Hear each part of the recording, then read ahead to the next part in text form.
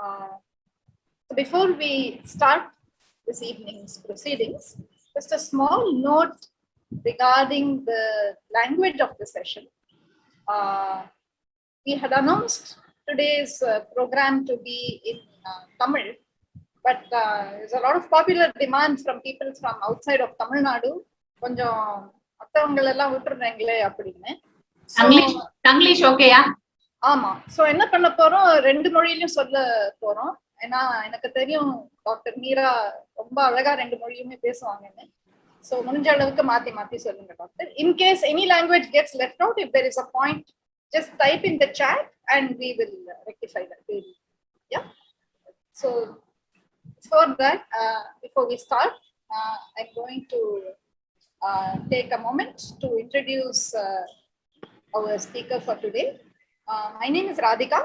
I'm one of the founding volunteers of Restore. And it's a great honor and very happy and proud to be introducing Dr. Meera Sudhir this evening. Dr. Meera is a special person in my life. She and her husband are our family physicians, and also they were our teachers of Ayurveda when I studied to be a yoga therapist.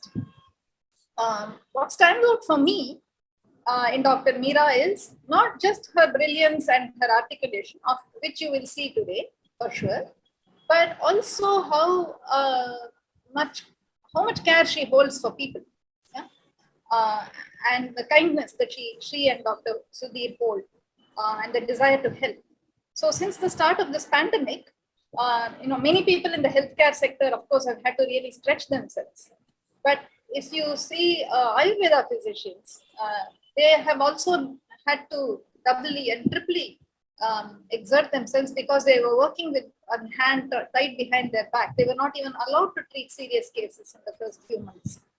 And for them, it came not just from a feeling of, pride in our systems or anything, but from a real feeling of wanting to, of so many millions of people unnecessarily suffering from an infection, as well as from the fear and anxiety.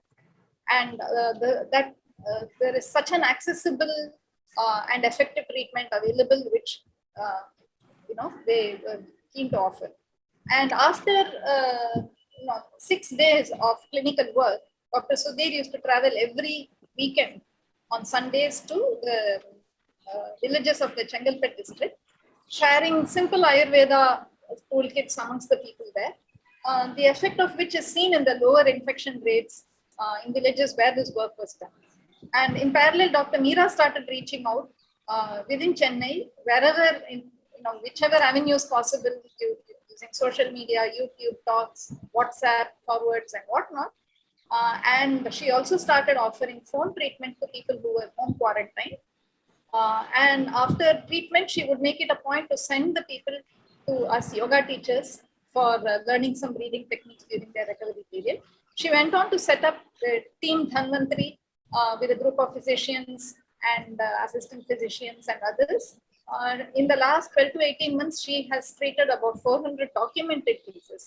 And when I say documented, you should understand that it was very, very difficult for her to be documenting what was happening when she was in parallel treating dozens of people on the phone. So there were also hundreds who were not documented. And along with Dr. Sudhir, she must have treated around 1,000 people with a 99.x% of success cases. She now has a paper in mind for submission about a patient who had 65% SpO2.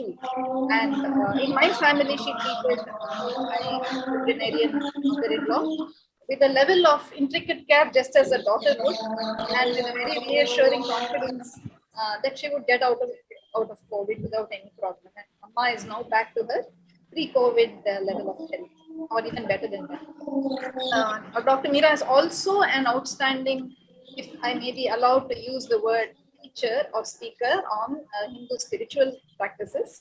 In the midst of the pandemic, she also gave talks right through the Tamil month of Margazhi on Andal's Thirupavai, explaining the verses as much for their spiritual content as for their environmental and health messages.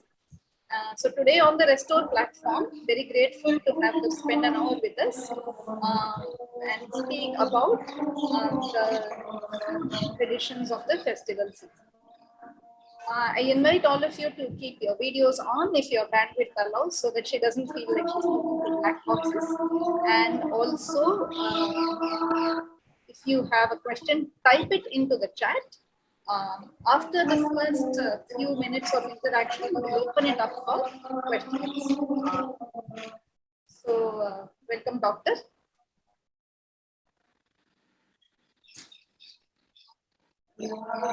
Doctor, are you unmuted? Yeah, there's a background Dargah's chant which is going on. We'll We start can off. hear you. It's fine. Yeah. We So can you can hear me? Yes, it's fine. Okay, then how do we start? So, if you'll allow me, maybe I will start with a few questions for you to address Okay. in general, and we'll set the context, and we'll open it up for questions after the second. So the medium is going to be purely English, right? English with Only English. English and Tamil. I thought when we ask if anybody feels like, please type in the chat box if you need any point to be explained in Tamil. Will that work fine? Yeah.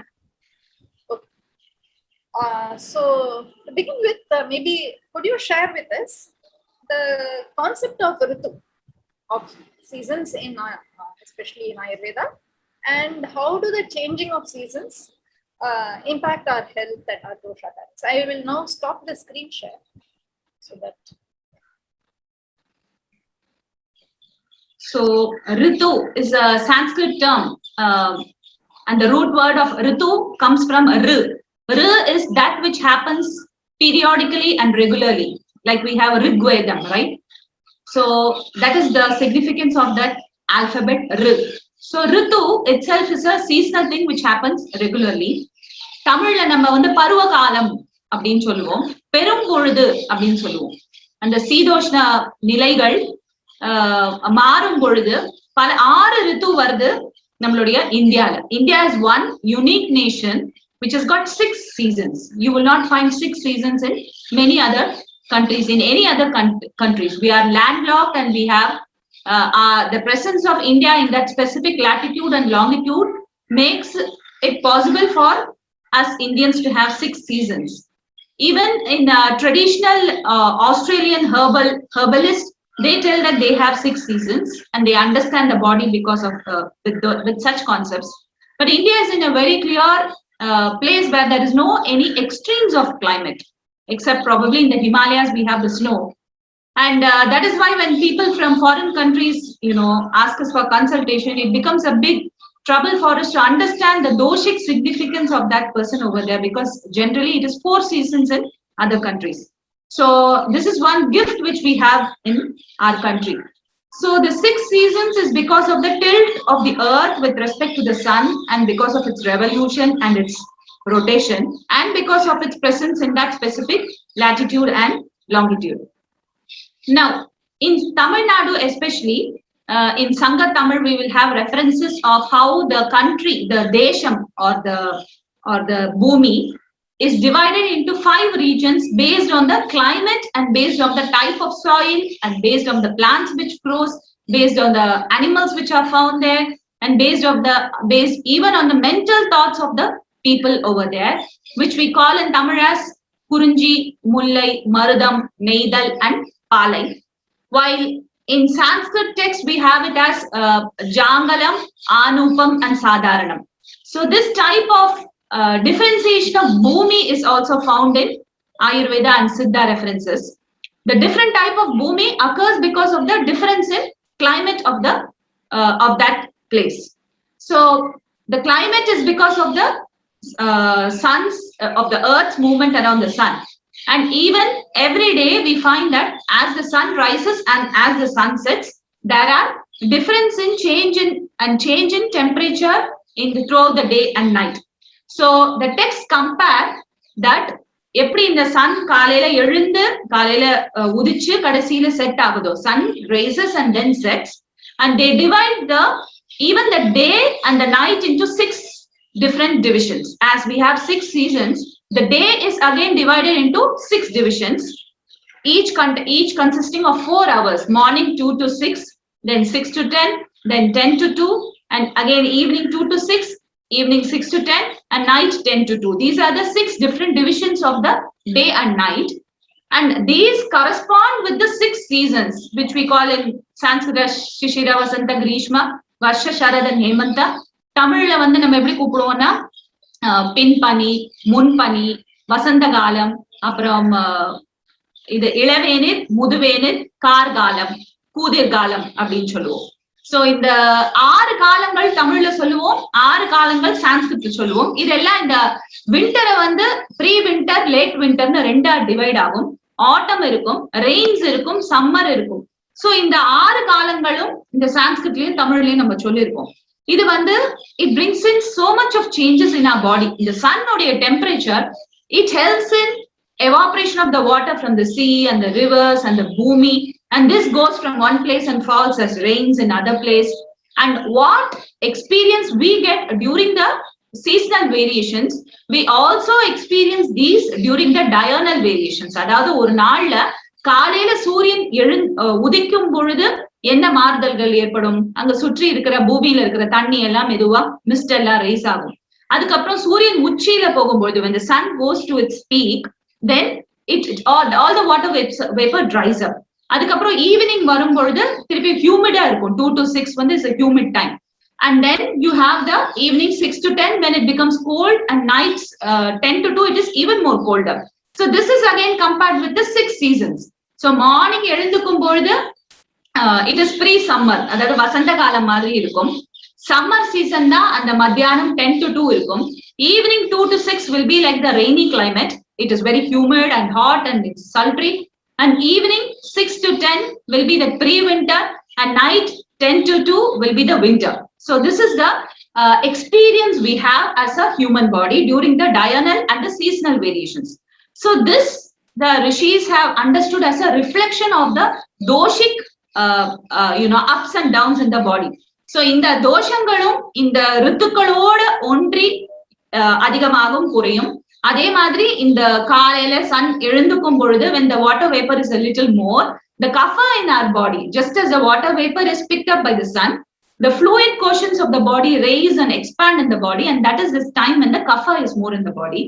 And when the sun is at its peak, then the vayu increases, the kapha dries in the body. So அதே மாதிரி 10 to 2 you will find that the body starts to the water வந்து இன்னும் கொஞ்சம் காஞ்சு போயிடும், and the pittam is at its peak.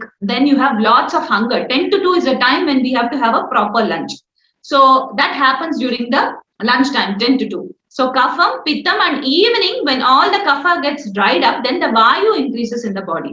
So this again we will find it during the 6 seasons also. So that is how we understand the seasonal and the diurnal variation. And the seasonal and the diurnal variation in the kalam perum time and the perum sorry I don't recall perum பொழுதும் சிறு பொழுதும் நம்ம உடம்புல வாதம் பித்தம் கபத்தினை அந்த கால கோப்பிடும். Summer சீசன்ல வாயு அதிகமா இருக்கும், வின்டர் சீசன் இந்த ஸ்பிரிங் வந்ததுன்னா பித்தம் அதிகமா இருக்கும், அதே மாதிரி பனி வரும் பொழுது கபம் அதிகமாகும். சோ இந்த வாத பித்த கபம் உடலிலும் பஞ்சமகாபூதத்திலும் ஒரே போல பணி செய்கின்றன. இது நம்ம புரிஞ்சுக்கிட்டோம்னா, when we understand whether the vata or pitta or kapha is high, then we will know how to take the foods. So this happens also in the plants and animals. Plants லயும் வாதம் பித்தம் கஃபம் இருக்கு, animals-லயும் வாதம் பித்தம் கஃபம் இருக்கு. So அந்த timeல we have to select respective foods so that we can maintain the doshas in balance in our body. So this is the basic என்ன சொல்ற, இந்த நூல் இழை, இந்த ஒரு புடவைக்கு வந்து அந்த நூல் இழைகள் எவ்வளவு முக்கியமோ, இந்த சித்தாந்தம் தான் base for maintenance of health or prevention of diseases according to Ayurveda.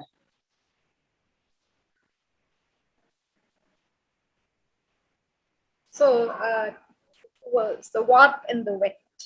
Yeah, sorry, warp and weft. Okay, அதுதான் அந்த okay. இந்த இதுல, so how do you look at the current season, the Sharad Ritu?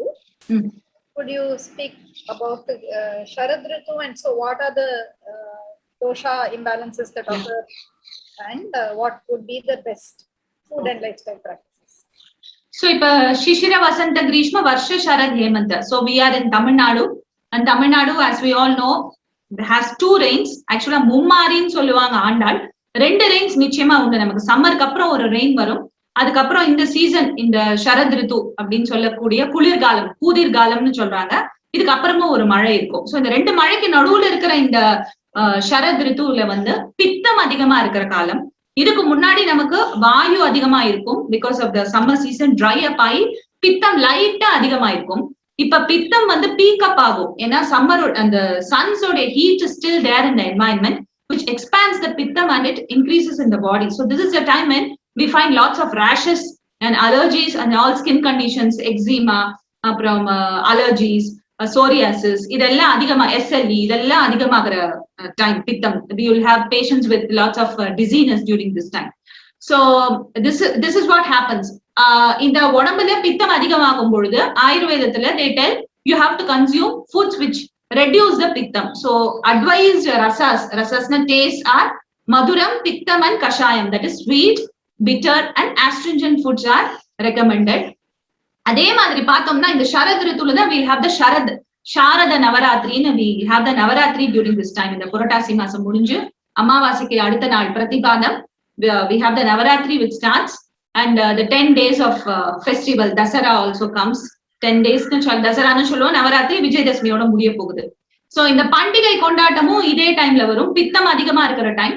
ஆயுர்வேதத்துல வந்து பித்தம் அதிகமா இருக்கிறதுனால ரத்த மோக்ஷனம் அப்படிங்கிற ட்ரீட்மெண்ட் பண்ண சொல்லுவாங்க. ரத்த மோக்ஷனம் is blood letting. So this treatment is done with Jaluka. Jaluka means leech. Leeches are used in leech therapy, and also Siravedanam, that is venesection is done, and small needles are even used for bloodletting purposes for people who are having some diseases. Or people who are fit can also be done this bloodletting therapy. It's a very, very effective therapy for controlling pittam. So இது நம்ம ரொம்ப முக்கியமான season, பித்தம் அதிகமா இருக்கிற காலம். பித்தத்தை குறைக்கிற treatments and medicines and foods has to be consumed during this period.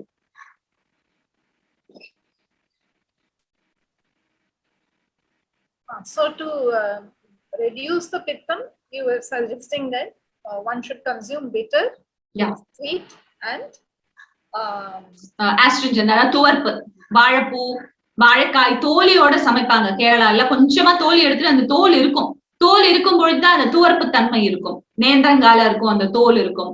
வாழைப்பூ இருக்கு, வாழைத்தண்டு, அதுலயும் கொஞ்சம் துவர்ப்பு இருக்கு. சோ அந்த மாதிரி துவர்ப்பு பதார்த்தங்கள். மோரே வந்து வெண்ணெய் எடுத்த மோர், when you prepare a proper buttermilk where the butter is removed completely, the cream is removed, then it is also astringent.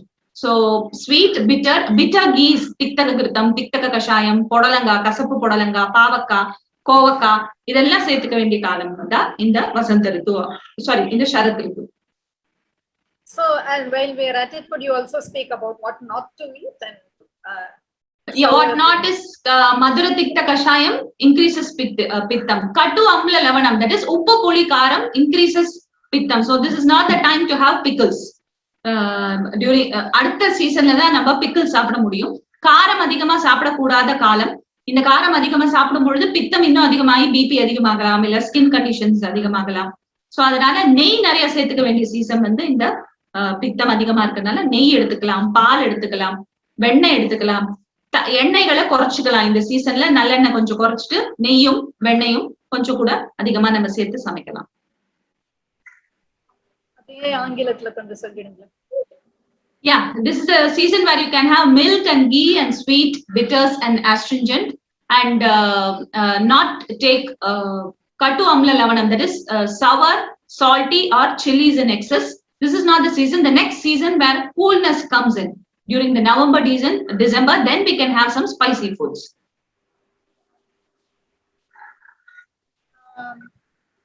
Perhaps it's a good time to talk a little bit about curd. Curd, this is not the time. When you have the rains, you can have the curd, and you can have curd during December and January, when the digestion is at its peak.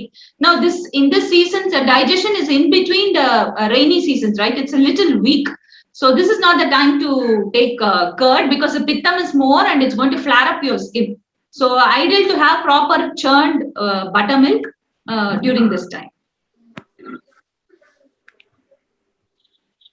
So in this context, how do you look at the festival that is coming up? A very important festival that goes on for 9 days, 10 days. And unlike, Vinayaka Chaturthi or Krishna Jayanti, which is just for a day, and we make some sweets and snacks and we have it. For Navaratri, how do you connect Navaratri with the Ayurvedic concepts of health and lifestyle? And is it in conformity? And then what are the food practices? Like in Tamil Nadu, we have sundal every day for 9 days. So could you speak to that? Why sundal? So Ayurveda and all the Hindu festivals are all actually related.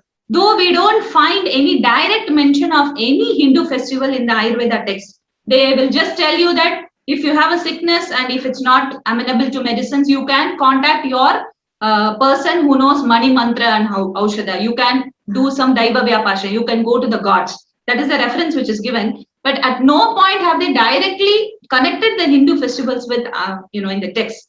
But it's really amazing that all the Hindu festivals, the basis of the celebrating a Hindu festival is because for the management of the health of the body, mind, and the soul, which we all know. So we all know that it is for the pleasure of the mind and to control the mind that we do these festivals. But the relation of body is not understood in general by the public. So first we have to understand what a body is. A body is a conglomeration of 4 things is what Ayurveda clearly tells. Sharira, Indriya, Sattva and Atma. Udal, Shariram, Indriyam is the Aimborigal or the sense organs. Atma is the soul. And Manas, that is your mind. So this proper Samatvam, and there is equanimity in all these equilibrium in these 4, 4 legs of a substratum, 4 legs, 4 pillars of life, then it is called as health. So in the Nangayum Nam address Pandratikaga da we celebrate these Hindu festivals. So Navaratri, there are 9 days which we are going to celebrate. Actually, there are 4 Navaratris in a year, which is being celebrated across India by different sects of people. This is the Sharada Navaratri, that is because of it is in Sharad Ritu.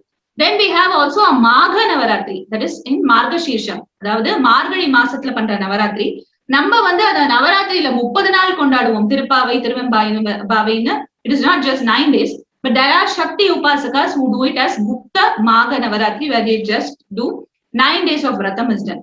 Then we have the Chaitra Navaratri, that is during the Chitra Paurnami time, when we worship Rama's birthday. And the 9 days ko munnadi the Chaitra Navaratri is celebrated. Angiyum, they do a Gupta Puja for Ambal, that is Ma Durga. Then the 4th is the Ashada Navaratri, which is our Adi Masam festival, July. That also we celebrate for 30 days actually, right? Adi Masam, Koodala Uthuva. Namma Tamil Nadu we do this celebration with again Ambal, the goddess Kali is done. So that is again we do for 30 days. Then also there are people who just do it as a vrata for 9 days for getting the grace of Shakti. So there are 4 Navaratris, and this Navaratri has big significance because we all know that Mahishasura Mardanam happened during the 10th day, and it is also considered as Dasara festival. That is when Rama is believed to have killed Ravana and has decapitated him of all his 10 heads. Thus Hara, Dasham is 10, and Hara is to destroy. So the 10-headed demon was destroyed by Rama.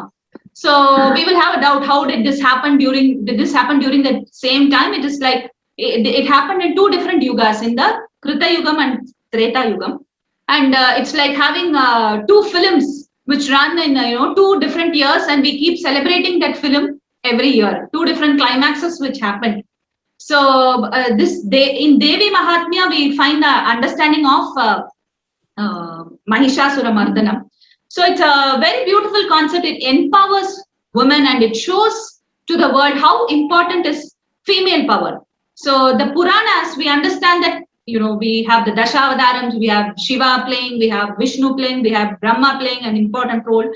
And this is purely a celebration of womanhood, because the demon Mahishasuran, he gets a boon that he will not be killed by a man or an animal. And it is believed that Vishnu, Brahma, and Shiva, they all the three gave their entire power to this Ambal or Kali, and then this Kali is born to destroy Mahishasuran. So this is pure empowerment of women, and it shows to the human world as to what extent a woman can go to destroy the negativity, and how important it is to give this energy to women also. Yeah. There's some people who feel it's not audible. Do you have an earphone or something? It's not audible. For now, I don't have an earphone. I think maybe if you just came closer to I can come close.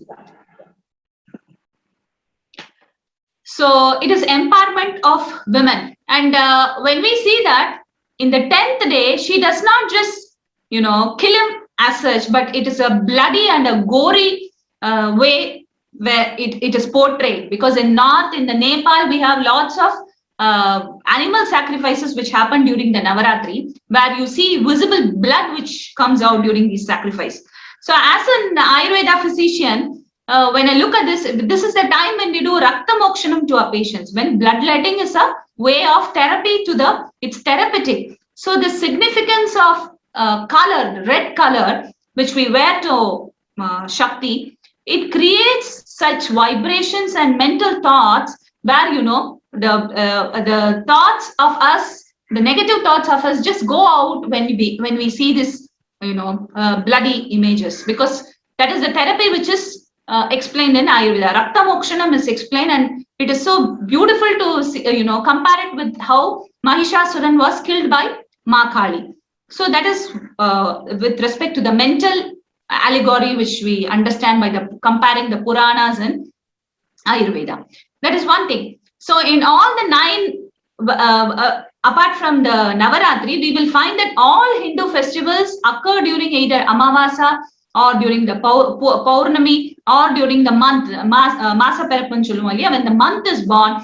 It is all based on the astrological significance, based on the rotation of the earth, the moon's presence or the sun's presence at one point. So this is all going to have a bearing on the body's Vata, Pitta and Kapha, the 3 humors. So when the season changes and when the climate changes, Ayurveda recommends to undergo fasting. That is, whenever 2 months make one season, whenever there is a seasonal change, when the summer goes to winter, rains goes to this cooling season, and from this Sharad Ritu, we go to the next Margashisham, right? So whenever these seasonal changes occur, it is called as Ritu Sandhi. Sandhi is joining, right? Is a combination. So in this time, the doshas undergo severe alterations in the body, and there would be either Vata or Pitta or Kapha which increases in the body. So to address these doshas naturally, it is ideal to undergo vratas vratas are fastings. So during this 9 days of vrata is explained in this season specifically because the Pitta is highly vitiated during this season, and to control this Pitta, the vratas are explained. So vratas are time when we have to undergo fasting. We have light foods. So contrary to the festivities which we do nowadays, how it has changed, because it is festivity, we lose orientation is what I feel. We start celebrating it to such an extent that we forget our body and our sense organs and our mind and our soul. It is basically to reduce the doshas that we are having these festivities. Of course, children love food, and it is especially after 30, we have to start addressing vratas more seriously, is what I feel. And for children, the people who are exempted from these vratas in Ayurveda are children, pregnant women, and old age people. So 30 to 60 is the time when the doshas, again, the Pitta is at its peak. So this is the time when we start properly doing the vratas, and we take very, very light foods. So festivities is basically for these people who are exemptions: children, Garbhini, pregnant, and the old people. So what we do is we have to, so the 30 to 60 is there to serve these people and to do proper vratas. So lagu aharam, light food is recommended. And we have this concept of sundal in Tamil Nadu and Andhra, which is very popular. Every day sundal is there. Sundals is a very good, there is protein and packed is what modern science tells us. Sundal is in Ayurveda we call it as dvidala, that is பருப்புகள். இந்த பருப்புகள் எல்லாமே வாயுவை கூட்டி பித்தத்தை குறைக்கும். All these dals, they reduce the pitta. So that is why we the first option to reduce pitta, instead of if it's rice or wheat or dal would be the the correct answer for picking up. So the simplest dal to make sundal would be sirupairu, that is pachapairu, that mudga or moong dal, or the green gram. This is the simplest dal which does not increase your vayu to a great extent and which efficiently reduces pitta. So this is one reason why the concept of making sundal every day has cropped in.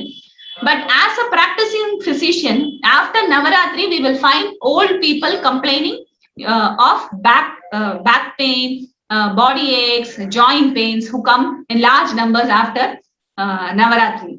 So because they have sundal every day, it is going to increase your vayu, because these are, although lagu in nature, the way we intake this, this protein rich dals is becoming, it's not in a proper way is what I feel, because we don't do a proper vrata.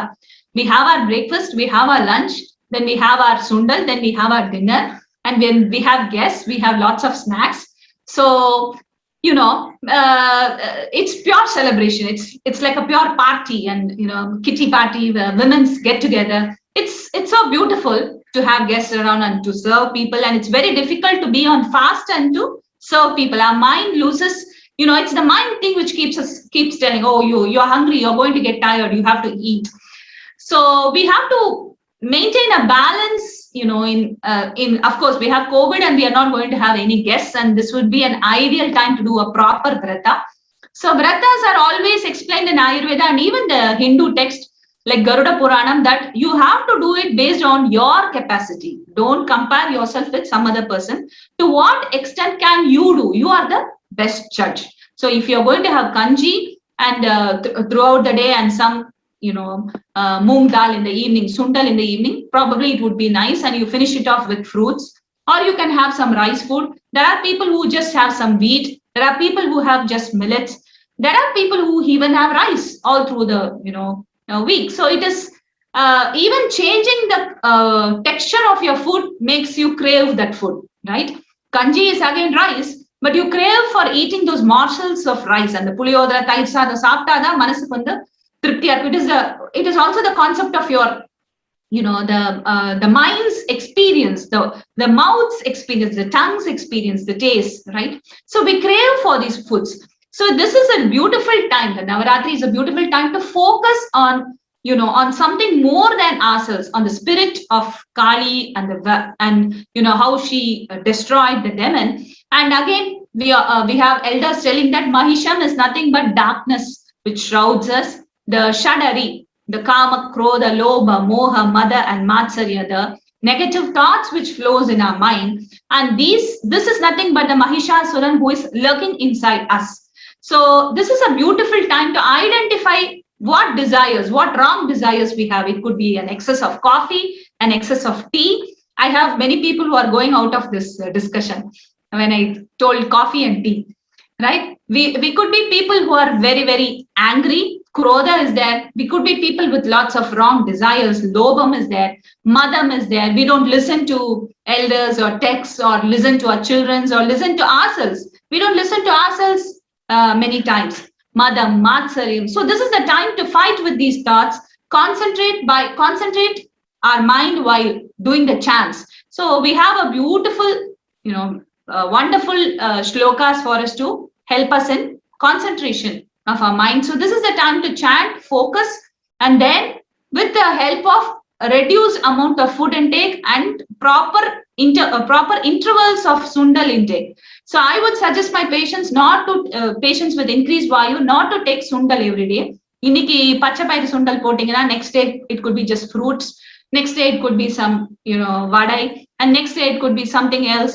So to include all grains, all dals, and in balance. And I would not recommend you to do a dal every day. I would recommend you to break it or to balance it with, spices or herbs, or include enough fruits also in your doing your prasad to the Ma goddess, or finish off the vrata with fruits. Like if you're going to have a proper sundal, then the night should be signed off with fruits, or a simpler meal, and not to include the complete meal, because it is going to cause stress and it's going to further increase your doshas. So we have to remember that all the Hindu festivals, let it be Navaratri or all these vratas, are there based on the seasonal and the diurnal variation, and based on this and based on our age and our Shakti, we have to inculcate the habit of eating properly and following the vratas.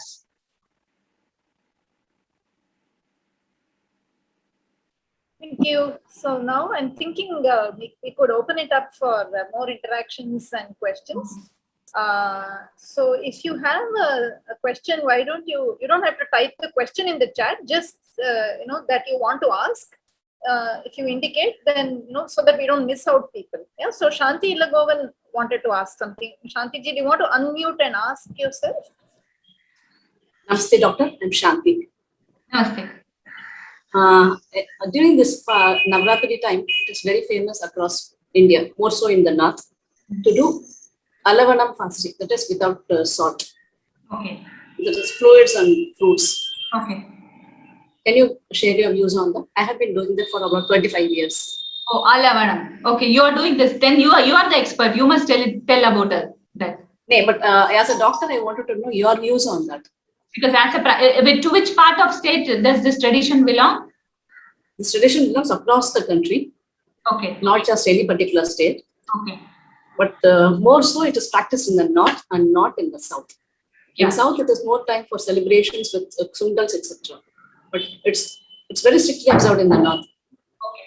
See, as we discussed earlier, it's a very beautiful understanding of Ayurveda tradition that you're doing that. As we discussed earlier, we have to avoid sour, salty, and spicy things. And the best thing to increase your pittam after your spicy food is salt. So salt increases the pittam tremendously.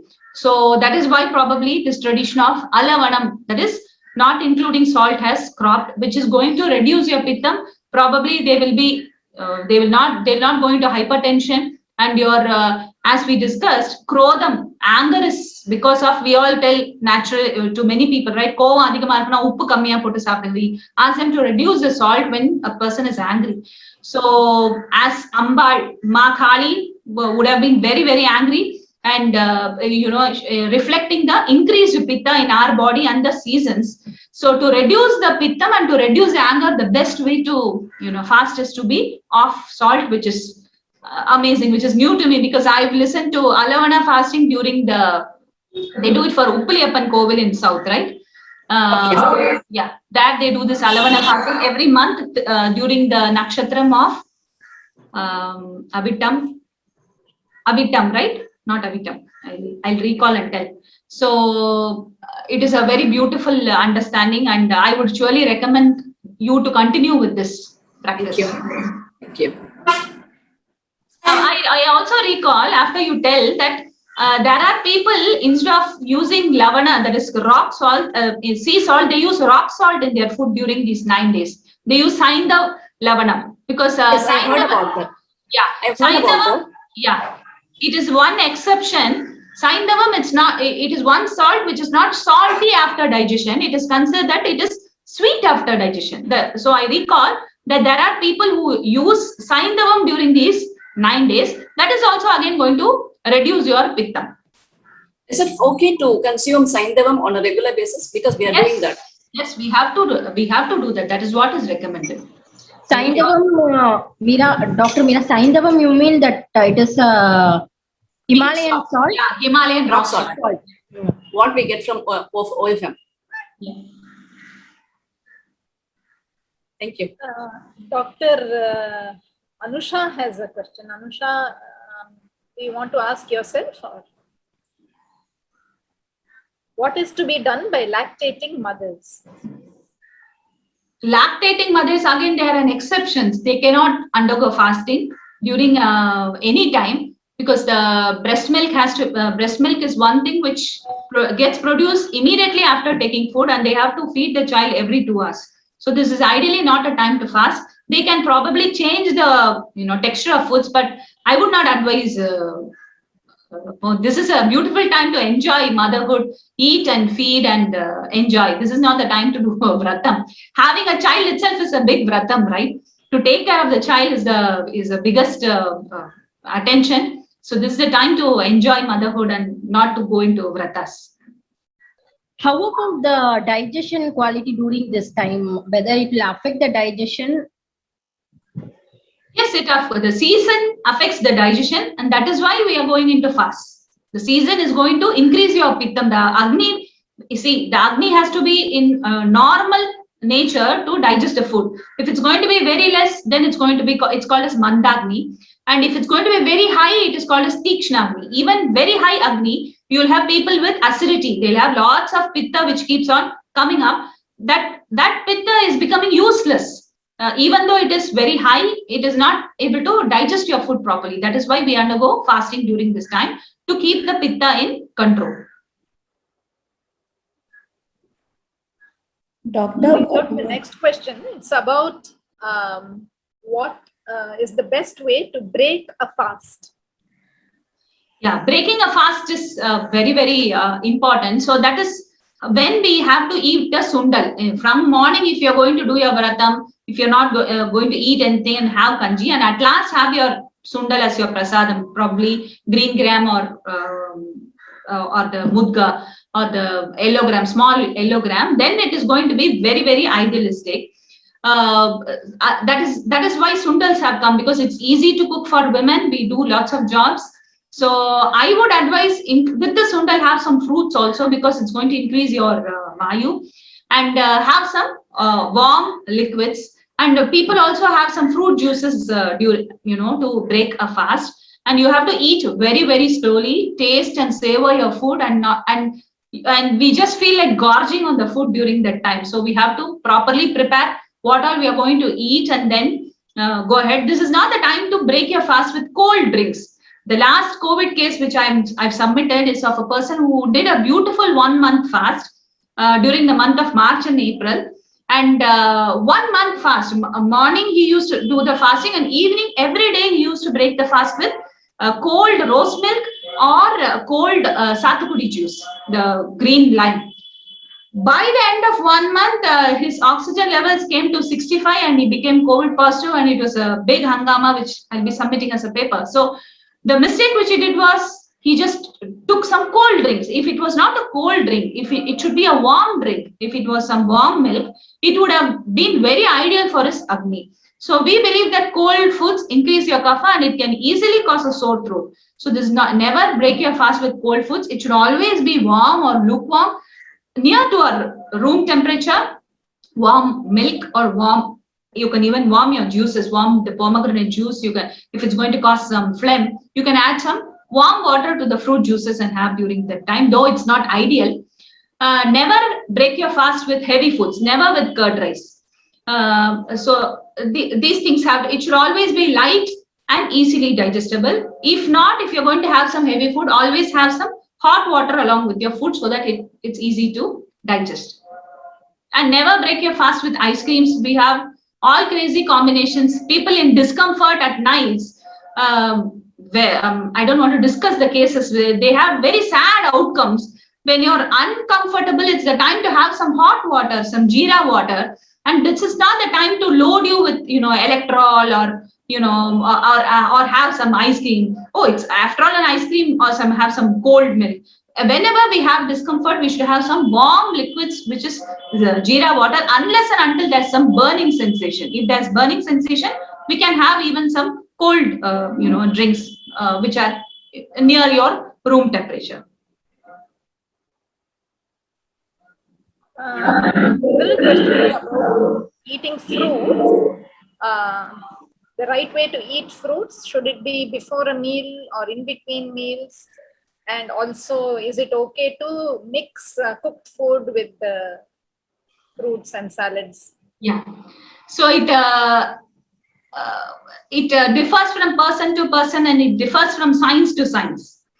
Naturopaths look at fruits and vegetables as very, very important sources of life forces and vitamins and minerals, and they expect patients or persons to have a naturopathic diet. Have fruits once, for your breakfast, or there are people who tell have it for lunch. There are people who tell you don't have it after 6. So it differs from doctors to doctor. But we, as in tradition, we find that mangoes and these are even cooked along with foods. And it's my personal way to look at it is I look at it as just as the sour. If you're going to get a fruit and it's going to be just sour taste, I will include it in the tamarind set of foods, which you can make a rasam out of it. We ask them to make pomegranate rasam. We ask them to include some fruits in their dals so that they have that sour taste in the food. So that is in no way going to cause any disease, but there is Ayurveda tells that fruits should not be mixed with curd and had. So we have an idea of having mangoes with curd rice, which is not recommended. It can increase your doshas and it can cause skin conditions. So curd should not be mixed. So these combinations, the problems of combinations come when you're going to include the fruits with food. So ideally, you have it either away from your main meal. That is one way to have. But we have the serving of fruits along with food is also there. There are people who give banana and sugar before your meal. There are people who have banana and sugar after your meal. It differs from doctors to doctor. I would suggest you not to have fruits along with milk or fruits along with curd. That is one important, which is not going to show any immediate effects. In the long run, it may cause some skin issues or some joint pains. Another question about lactating mothers, the best foods for lactating mothers during this season.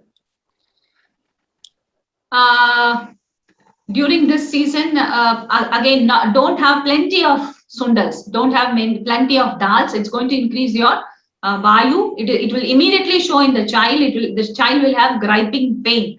So ideal to have some small gram, that is mudga or paitambarpa sundal would be ideal for them. Never have sundal for 2-3 consecutive days during this season. And even putta that which you roast with rice and make it with jaggery, that will be constipative and drying in nature. So this is the same putta that when you cook it, the rice, when you make it into rice, it's not going to be constipative. When you're going to add ghee, when you just roast it, the amount of roasting will also have its effect on the tightness of bowel which it creates. If you're going to slightly roast it, as we do, the Malayalis, our friends, we do know, very slightly you roast it, it's not going to be conservative. When you're going to roast it nice and brown, it's going to lose its water content completely. That will be constipative in nature. So not include anything which is going to affect your bowel for feeding mothers. And you can be off spicy foods during this time, but sour foods are important for production of breast milk. Sweet, sour and salty are important for production of breast milk. So you can include fruits which don't increase your pittam very much. You can include dry fruits during this time. Dates, dry grapes can be included, and give a break of 7 days or 3 days or 5 days when you're going to include dals in your food, include enough ghee in your food, include enough milk, include enough dry fruits. The food should always be very watery for breastfeeding mothers, watery and liquid and warm. Barley is very, very ideal during barley in the form of kanji, roasted barley as a kanji, or goduma, that is wheat or rice in the form of kanji is very ideal for breastfeeding mothers during this season. Pushkala, you wanted to ask? Yeah. Hi, Doctor. I was just having a question about children, how to take care of their digestion during this period. I heard from some families that they give little bit of castor oil so that their digestion is good. But I have never tried it because I didn't try it when I was a child. So can you Yes, please? this is the time when we do purgation or virechanam. We give medicines to enable loose motion. It is done as a proper therapy by Ayurveda doctors. So it is given during this season. Ideal season to do purgation is this season. So probably before your Navaratri or during your holidays, initial days you can do. You can give some castor oil at bedtime based on the child's capacity. It is going to remove all your pitta from the body, or it can be given in the morning day. There was a tradition in Tamil Nadu, in throughout India, where they used to give castor oil to the youngsters, so which is not being practiced, which is one reason why pitta gets accumulated. We have these hormonal issues. So purgation is an ideal season to do purges for kids. You can try with 1 or 2 spoons either at night or in the morning, and then you can change the dosage as per the requirement. Any to reduce the value? Sorry? Any shortcuts you have to reduce the value? Shortcuts. After you're going to have some sundal. Last week we had a patient with, from Yoga Vahini. She had a chest pain, and within 4 or 5 days there was her brother who came with, gasping breath, and ideally in that situation they would have easily suggested ECG, and she was gasping with breath, and we really panicked being in a Panchakarma center with no staff around. So I took her food history, and then I understood she had some kadala paruppu, Bengal gram, after a long time. So Bengal gram shows this effect in many patients. It is it increases your vayu very beautifully. So she was gasping, and we had to give some medicines. You can give vayu gulika, dhanvantar gulika with jeera water and some arishtam, any arishtam, dashmula arishtam, jeeraka arishtam can be given. If you're going to have sundal, we all know that we'll be adding hingu, that is perangayam or asafoetida in it, or we'll be adding ginger to it. We'll be having curry leaf, we'll be adding coriander. So this is going to reduce your vayu. Hot water to drink. Immediately will be ginger, or that is dry ginger powder can reduce. That is the first aid, dry ginger powder. And see, vayu, it creates vayu in your GIT. It's not it is a flatus which is getting collected in our body. So immediate carminatives, any spices can be given, like jeerakam or ajamodam is omam. Omam can be given. Any of these spices you can try. So, and you can also apply some warm poultice. You can have some hot water bag which you apply to your chest. Apply some oil, then it's going to reduce your vayu. So oil, Dhanvantra oil. Any oil. Yeah, Dhanvantra or plain sesame oil would do. Nalennai would do. Okay. Then I think Sukumali coffee will do a better job. Yeah. Any spicy, watery. This is not the time to have milk, because it's already, the vayu is blocking your GIT. Literally, it is the gas which is collected in your GIT. We have a scientist in Brazil who are working on this, where they show that in high altitude, when people travel from low altitude to high altitude, gas gets collected in the GIT, and they call it as HAPE. I don't remember the total abbreviation, expansion of the term. HAFE is flatus indicator. So when they ask the patient to burp, or when the patient passes off his flatus, the immediate discomfort the patient experiences from traveling up the altitude comes down. So we also have this when we travel to hilly temples, where the child or the patient throws up.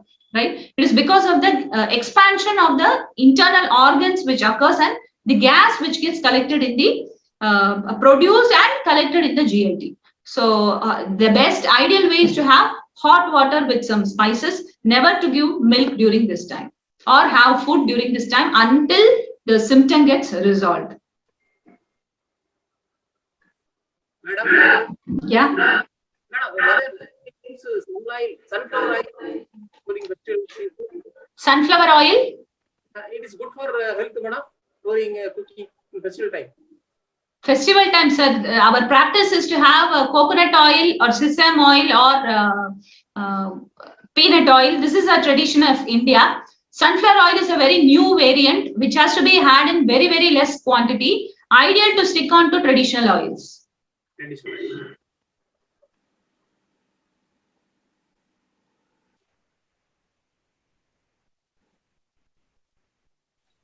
Meera, you wanted to ask the other Meera.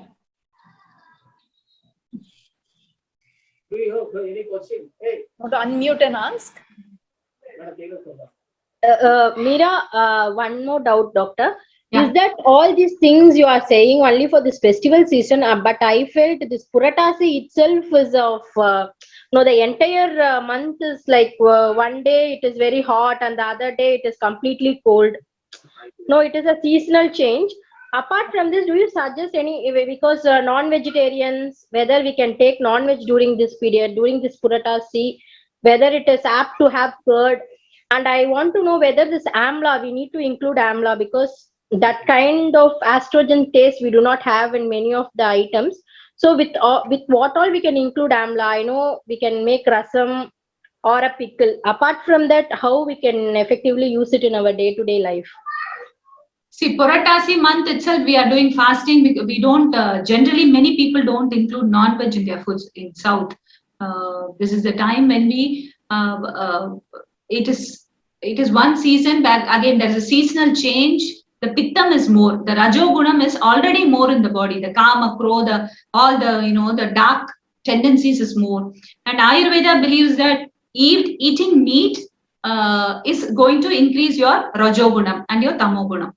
But it is not against meat eating. So we have all sections of people, right? So there are people like the Kshatriyas or the warriors, they have to have meat to go and fight. So never is Ayurveda against meat eating. But this is a tradition that local people have picked up. Because in Puratasi, there are people who don't eat meat in Tamil Nadu, but in the north, in Nepal, during the Navaratri, they eat, they do these animal sacrifices. So it differs from place to place. Ideal to stick on to your family tradition if you're going to have this, because according to Ayurveda, it is a nice way you can be off meat during the season so that the pittam is properly secreted in the body and your digestion comes to normalcy. How all can you include gooseberry, nellikai or amla in the food? Yes, we can have pickles. You can make it, you can steam it, and you can crush it and make it into jams. You mix it and you can add it with jaggery. You can add it with sugar and make it into jams. It tastes wonderful.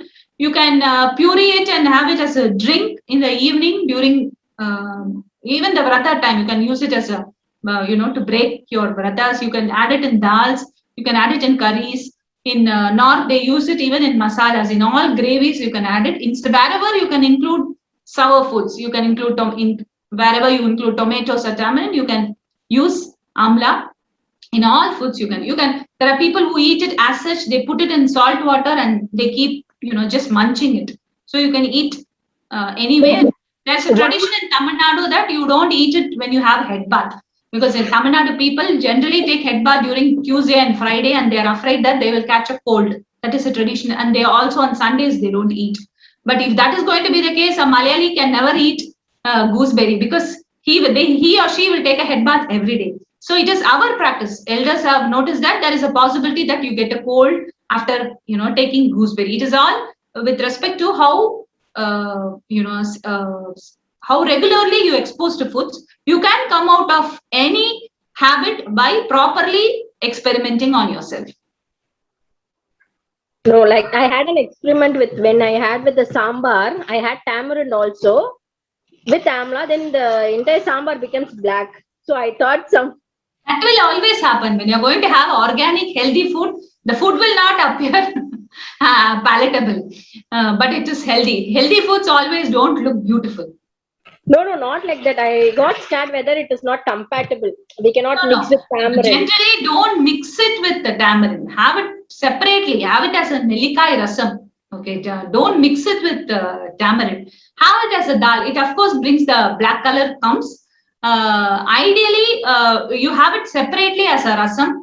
Don't mix it with foods like tamarind. Don't mix it with tamarind. Don't mix it with tomatoes. Have it as a separate ingredient. Thank you. Couple of questions related to fasting. I'll just combine them. One is, what type of fasting would you recommend for thin people or emaciated people? The other one is, what about for people with acidity problems? So thin people, again, thin or thick is based on the energy, right? If it's there are thin athletes who are really energetic, who don't eat much. So we have to decide what is the energy of the patient. If that we are really large 100-kilo person, weighing person who may be very weak at heart, who cannot even imagine of fasting. He has to be eating a food. It depends on your mind. Fasting is first we have to have that basic balam in the body and balam in the manas. We have to focus, decide, and keep our in this, because in this fast-paced world, we have to keep things ready, because there is only one person at home. We are not in joint families. We have to take care of ourselves. We have to take care of our jobs and the kids and the society around. So we have to know what can we do, then decide, and then go ahead with the fasting. There is no necessary. No God has told to to fast yourself, to kill yourself. It is just a process to cleanse your thoughts and your bodies. So you have to first understand how much of energy is there, and then decide on the quantity and the quality of food.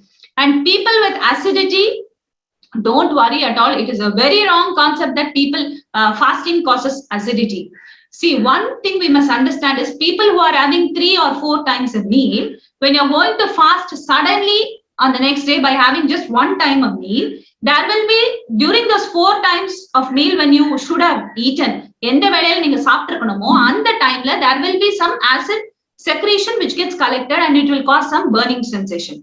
It does not mean that it's going to hurt you. So this is the time when you should have eaten food, but you're not eating food. So if you're a person who is taking 4 or 5 times a meal, the next meal should be 3 times, and the next meal should be 2 times. So we cannot suddenly jump to a 1-time meal. So 1-time meal is for a yogi. So we are all rogis. We eat 4 or 5 times a day. So 3 times people who eat are called as rogis. So we are 4 or 5 times. 2 times who eat are called as bogis. So it is not an easy job to switch from 4 to 5 times to 3 times, and 3 to 2 and 2 to 1. So it is a very, very slow process. So people like us who are eating all through the day, we have to minimize the quantity and select lighter foods like fruits or moong dal sundals or some gruels or vegetable soups, and that is how we can fast. People who are having 3 times can switch over to 2 times, and people who are having 2 times can easily switch over to 1 time. But people who are eating 7 times a day cannot go to 1 time a meal suddenly during Vrata. You have to check your energy and then only do it. Sahil, go ahead. You wanted to ask. Put it in the chat box. Hello, doctor. Yeah. I was just wondering the probiotics, the natural probiotics that we need to have. Because so that's the question actually. What are the natural probiotics? So this is how the marketing world has conquered our brains and our minds, that probiotics are really good. That is not a single food which does not contain any biotic material in it. Take rice, take wheat, take apple, take any fruit. There is not a single item which does not have bacteria in it. Okay, these are all good bacteria which grow along with the plant, and when you are eating the plant, all the DNA and RNA present in the bacteria goes inside it. So there is not a single food, that we have to remember first. We were never, the Indian tradition, we never went for any artificial probiotic. So the lactobacillus is what they tell, and they have selected a special strain and they are selling it as probiotics. The ideal way for any probiotic is to have buttermilk. Have buttermilk 1:4 ratio of diluted curd. Remove the butter. There your free probiotic is ready. That's the best probiotic which you can have. But as I tell you, there is not a single food which does not have bacteria in it. So you can have any food. What type of biota you require is based on what dosha you have. If you're going to have more pittam, you cannot include more of citrus fruits. If you're going to have more of kapham, you cannot include more sweets. Even sugarcane has got some biota in it. There's not a single food. So if you're not going to be a diabetic, you have to reduce your rice, which contains probably that biota is not suitable for you. So everything has got some bacteria in it. So enjoy all your bacteria. Varalakshmi had questions about sea salt. That since sea salt is more local, I think. Is it better? Why is rock salt preferred? So sea salt, the composition varies. Sea salt is purely sodium chloride, while rock salt has got a combination of sodium chloride and potassium sulfate. So you have 3 different minerals, and sulfate is there, chloride is there. So probably that is why it keeps all the 3 doshas in balance. So sea salt is also good. The rock salt, which the crystals, which are also good, which increases your pitta. It can be had in moderation. So high amount of sea salt is only going to cause your BP. While that is not, the taste of even rock salt differs. When you're going to put it in your mouth, there'll be some sweetness, and it is a little mild. You have to put lots of scoops to get that salty taste. While as they show in advertisements, 1 or 2 pinches of sea salt would do. So that is the difference. I'll go through the questions quickly. What are natural probiotics? Okay, we understand sea salt. Are fermented food necessary in our food? If not curd or buttermilk, water. See, the fermented food which Ayurveda allows every day is only buttermilk, not curd. Curd has to be had only once in a week or once in a while, and also in very less quantity. In North India, they give a small cup, right? That is the only quantity, not as in South India. We get liters and packets of milk, and we ferment it, and the whole packet goes into our plate. That's not the way Ayurveda encourages. So it's just a small cup, which North Indian meals is there. No, that is there weekly once or twice. So fermented foods, other than buttermilk, Ayurveda does not recommend, and I stick to it because we find lots of problem with fermented idli. Idli is one thing which we steamed idli, does not have oil, so you have idli every day. If not fridge, or if not the grinder were invented, never would have any woman declared that idli is the healthiest food. So it is only because for convenience we are doing it. But idli is a very later food which entered India. Ayurveda recommends idli, that is ulundu, right? The black gram, very much for strengthening your bones and joints, especially for menstruating women. In the raw form, it has to be roasted and made into a curry, into a sweet, or it is roasted and made into menappa laddu in Andhra. So this is the form which, or the garelu or the vadai which we make. So we only take, Ayurveda recommends black gram only in the non-fermented process. When we are going to include more of these idli dosas, fermented food in morning and evening, we must understand that the probiotic answer comes here. We are increased amount of consumption of probiotics, yeast and lactobacillus appens. You will find that there will be increased menstruation in women. You will find them having lots of allergies. You will find them having lots of wheezing, psoriasis, rheumatic pain, thyroid, and so many other disorders creep in because of regular intake of idli. So in my clinic, we spend half the time explaining this only. I tell this repeatedly to all my patients. The same point, my mother always makes fun of me. You're going to ask your patient to have some kanji and moong dal. So why are you just put it in a tape recorder and relay it to all of your patients. So rice, dal, vegetables and fruits, and some mildly laced rasam, and weekly twice dals. This is our staple food, and weekly once curd, and everyday inclusion of buttermilk where the butter is removed. So that is an ideal food. Fermented foods, Puti Paryushitam, Bhagavad Gita does not recommend, but we have a tradition of drinking this morning, what is called it, Paya Sadam, right? We soak the rice in water and we have this. It is generally done by people who do this hard work, not by people who sit in AC, right? So we have people who complain that their sinusitis increase by consuming such foods. So this all fermented foods, we have lots of these Korean drinks which come, right? I forgot the name of that. What is it called? Fermented drinks. Mocha. What is it? Kombucha, yeah. So these are all in very moderation. Puti Paryushitam all comes under the Tamo Gunam, and it's not going to cause any Sattva Gunam. But since our lifestyle itself is Rajo Gunam and Tamo Gunam predominant only now. Nobody is doing a Sattvic lifestyle except for, probably the priests who do that. So that being the case, to keep our body functioning, maybe a very little, it is as good as taking madhyam, all these fermented foods. It's a precursor to all the wines and So very little quantity is advisable.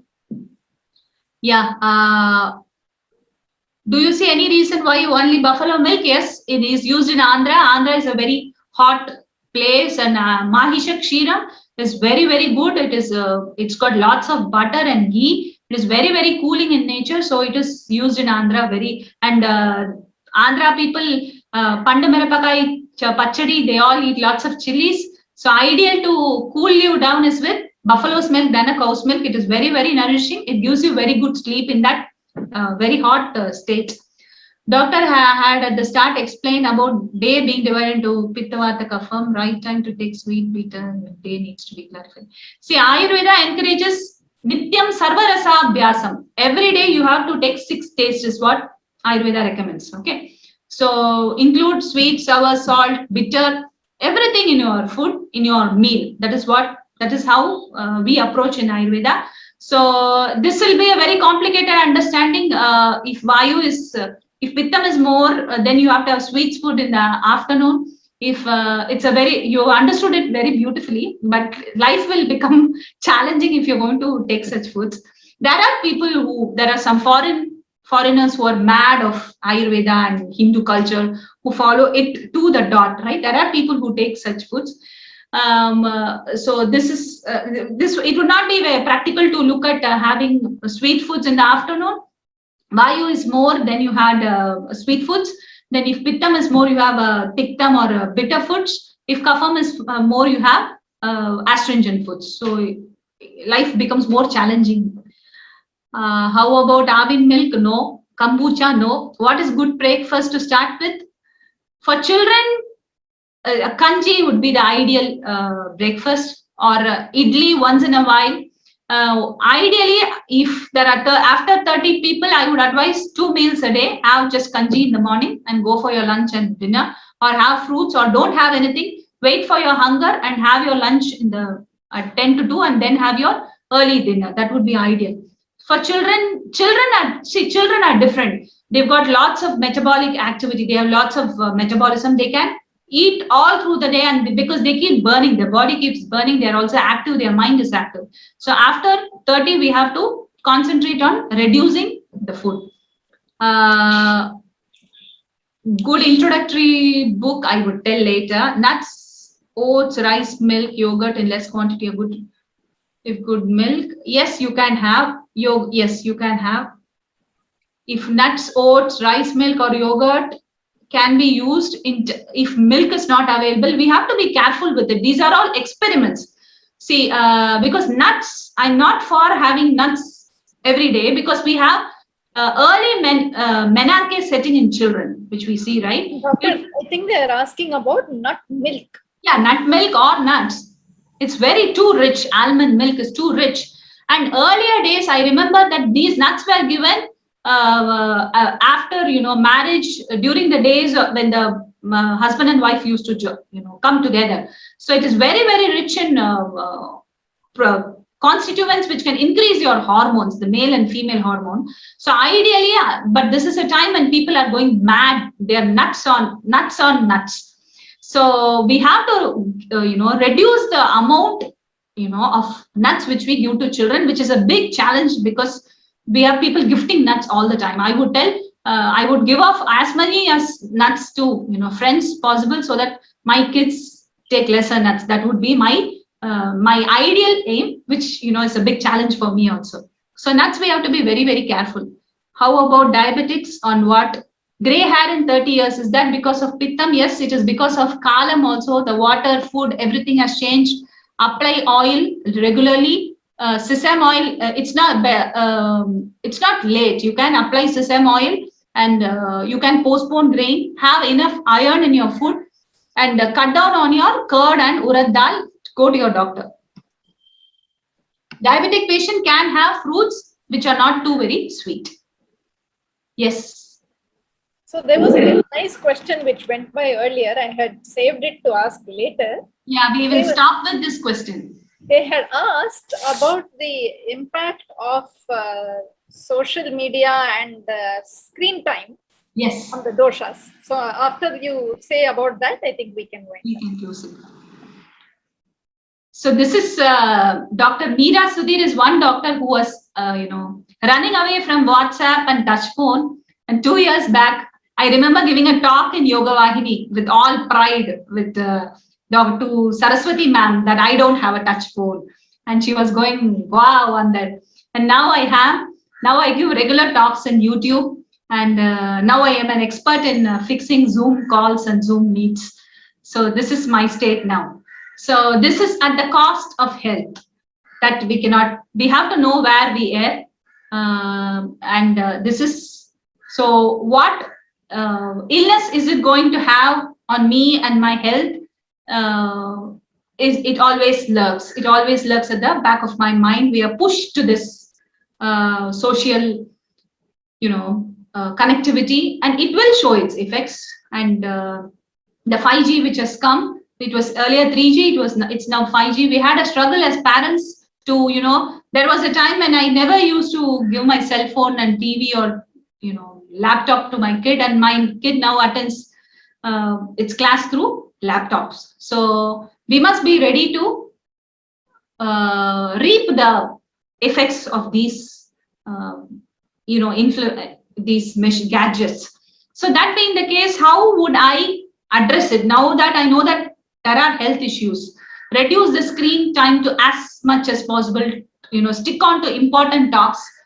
And I, for that matter, I don't even take online calls because I don't want to go into the screen, but now I'm speaking with you, that's different.